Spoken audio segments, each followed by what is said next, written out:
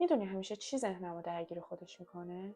اینکه انگار در لحظه یه چیزی کمه، انگار اون خوشحالی عمیقه وجود نداره، در حالی که شاید همین لحظه‌هایی که داره میگذره و ما حس میکنیم وای این بدترین سالای عمرمونه، بتونه همزمان بهترین سالای عمرمون هم باشه. امروز از اون روزنامه ملت دادم و شما تا آخر ویدیو مجبورید که به ما تحمل کنید. شاید قبلا خوشگل‌تر بودم نه؟ یه حسی بهم تو مرحله اول باید بگم که خب منم عین همه شما یه سری روزای خوب داشتم تو این مدت، یه سری روزای بد داشتم. یه روز از خواب بیدار می شدم و حس می کردم انقدر انرژی دارم که اصلا حل دیگه. پا می شدم صبح زود، به پوستم می رسیدم، به خودم می رسیدم، قهوه درست می کردم، شاید باورتون نشه اما می رفتم می دویدم، می رفتم پیاده روی. ولی خب دقیقاً تو نقطه مقابلش بعضی روزا از خواب بیدار می شدم و اینجوری بودم که چقدر حال نفس کشیدن ندارم. 2-3 سال همینجوری گذشت، یه روز خوب بود، یه روز بد بود، تا اینکه تصمیم گرفتم مهاجرت کنم. و خب کسایی که توی این مسیرن میدونن که مهمترین و اولین قدمی که آدم باید برداره اینه که زبان بخونه. منم تقریباً 2-3 سال این پروسه زبان خوندنم طول کشید. هر روز ساعت 8:30 میرفتم کلاس زبان، میرفتم دانشگاه و کلاً برنامه‌م یه جوری بود که خیلی همه چیز تو هم دیگه گره خورده بود و انگار توی یه باطلاقی بودم که نمیتونستم برگردم، مثلا این تصمیمی که گرفتم فراموش کنم، نمیتونستم یه کاری کنم که روندش تسریع پیدا کنه. بعد از کلی سختی و تلاش آخرای سال 402 بود که دیگه مدرکمو گرفتم، همه مدارکمو جمع جور کردم که برم مصاحبه. تقریبا ویزای همه یه چیزی حدود 1 ماه یا 40 روز طول میکشید که بیاد.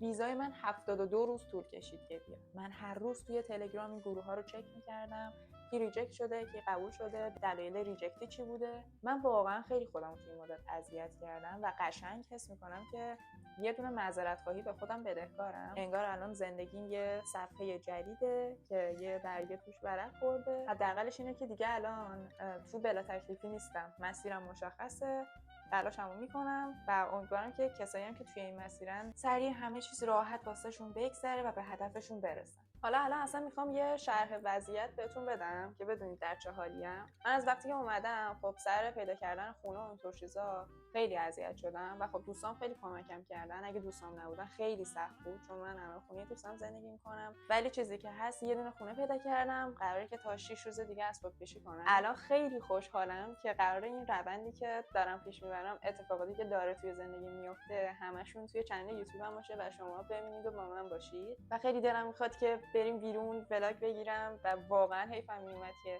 اگه کریسمس میگذشت و من بعدش میخواستم تازه یوتیوب رو شروع کنم.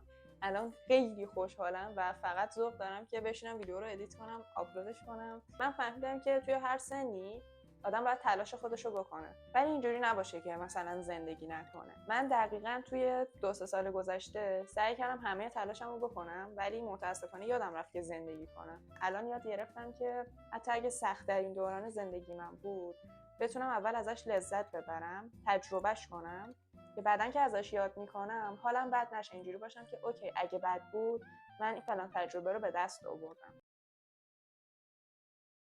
بعد از کلی روز که ویزای من اومد خیلی حس عجیبیه، یعنی هم آدم خوشحاله هم ناراحته. و سخت‌ترین روزی که آدم میتونه تجربه کنه موقعیه که به دوستاش، به خانواده‌اش میگه که اوکی ویزام اومده. خودت ترکیبی از احساسات مختلفو داری، میدونی که با اینکه الان هستی چقدر قرار دلت تنگ بشه، چقدر هم ذوق داری هم ناراحتی از اینکه قرار دور بشی. آخرین تیر خلاصو لحظه فرودگاه میزنه، باید واسه آخرین بار از همه خدافزی کنی و خیلی کلا حس عجیبیه.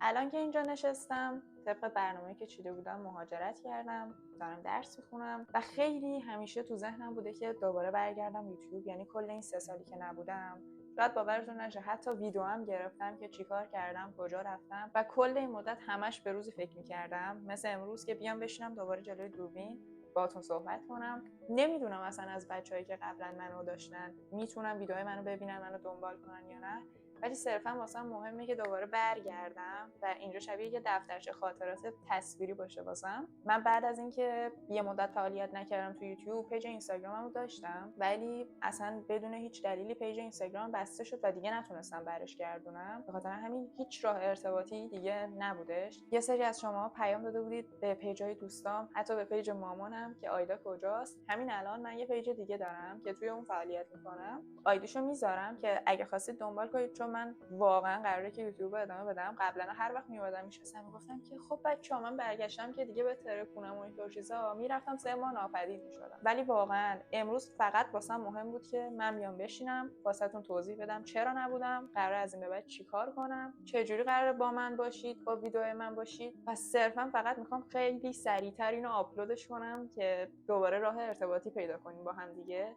چون خیلی به من اون دوران خوش میگذشت. واقعا هیچ وقت سختیایی که ما میکشیم اگه تو موقعیت سختی هستیم اینجوری نیست که همش این موقعیت سخت بمونه.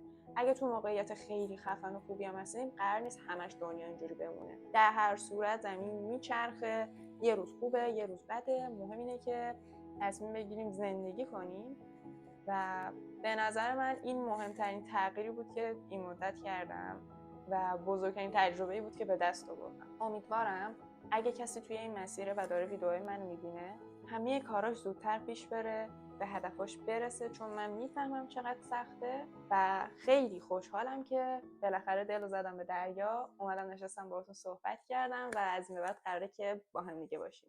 تا ویدیو بعدی، خداحافظ.